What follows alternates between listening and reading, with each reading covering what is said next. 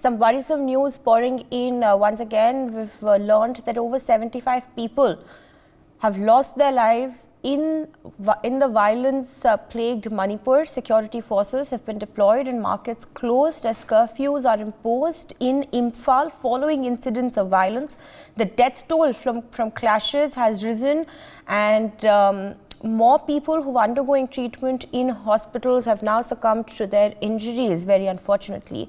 And following the clashes, Home Minister Amit Shah has arrived in Manipur. Visuals of that meeting of the Home Minister on your television screens, and Amit Shah will be in Manipur for 4 days, and he's going to try and look for efficient strategies to restore peace in the region. Amit Shah is also likely to stay in the violence-hit state for the next few days and meet all stakeholders, which includes top army officials, civil society organizations, influential community leaders, all in a bid to curb the ethnic violence that is underway in Manipur. Amit Shah, in fact, has met Chief Minister N. Biren Singh's Council of Ministers and has also met Governor Anusuya Uki.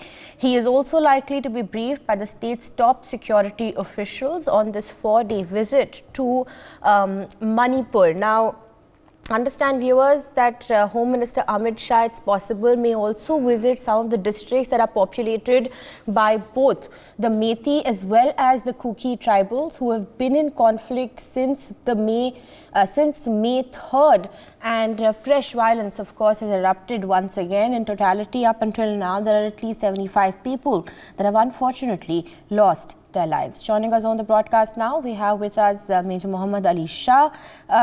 Major Shah, May 3rd is when the violence began. Since then, since that very day, there have been over 75 people that have unfortunately lost their lives in this violence. So if this was happening, anywhere in the national capital, we believe it would have been taken a little more seriously. Do you think that is something that has resulted in the violence continuing for almost a month? What do you think is going wrong here, sir?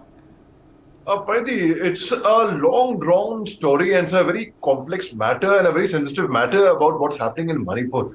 See, basically, they are different tribes. We have to understand the tribal affinity in Manipur. Like, there are different tribes. There are Nagas of Manipur origin, then there are Kukis, which are the Manipuri Christians. Then there are Maites, which are the Manipuri Hindus. Then there are Baites, there are Paites. Now, they are different, and Maite, mind you, is not a tribe. It is a community. They are the Manipuri Hindus. Now, the Maites said, okay, the Kukis and Nagas enjoy the SC/ST, the tribal status, the scheduled caste, scheduled tribe. There was a time, if you remember, earlier, being scheduled caste, scheduled tribe was considered to be, for some people, they would, honestly, there was no requirement, they would take offense to it. Oh, we are not scheduled caste, we are not scheduled tribes. But now it is a matter that they get certain privileges, certain reservations, certain preferences. So they chose. So similarly, Maites, who are the majority in Manipur, said, why should we be deprived of a scheduled tribe status? So they applied. They went to the court. And they were the judge, single member judge, he was from the south. And the ruling was given in their favor. Now, the fact is, it remains controversial between the Kukis and the Maites. That because the minority in Manipur, the Kukis, for example, they would not want they would feel that their rights and their privileges would get eaten up into. Whether that is the case or not, we don't know. That's debatable. And Maites thought that no, we also should apply for these rights. Like, I'll give you an example in Nagaland, the neighboring state. Nagaland has got different tribes. There's Aung, Gami, Chang, Chakran, Sema, Lotha, Konyak. Now, each tribe has a sub-tribe, and all of them, 100%, it is Christianity, the religion in Nagaland, and all of them are from the ST. They get reservations, they get preferences. So now the very fact that this has been brewing up for months, actually, what we saw on 3rd May was a result. It didn't happen overnight. There was a lot of planning. This has been brewing up in their minds. Now, the very fact is, Nagas and Kukis, they used to be bitter enemies of each other at one time. They would torch each other, the villages. There were hundreds of them. With the time when I was there in the northeast, when I was with the Assam Rifles, I'm talking about way back, almost 20 years back. But now, slowly and gradually, they've buried the hatchets. the Nagas and Cookies, and they are friends now. Now the very fact remains, I see a risk of the Naga community also. I mean, they would to go against my. I hope they do not. I hope that doesn't happen. I hope, because Manipur is a very, very beautiful place, Paridhi. One has to go there to see it, to believe it. And the Manipuris, I mean, when I say Manipuris, I don't mean Cookies or Nagas or Maites or Paites. I mean the entire Manipuri people from the state. They are so amazing. They are so hospitable. They are so beautiful. And it's a very sorry state of affairs that they are fighting. If they unite, if they come together, because we all are Indians, and then we are Manipuris or Maharashtrians or Keralites after that. So if they unite as one common people, I mean, I can tell you, we have produced the best of sports person from Manipur. I mean, Medicom. I mean, you name it. I mean, we have Miss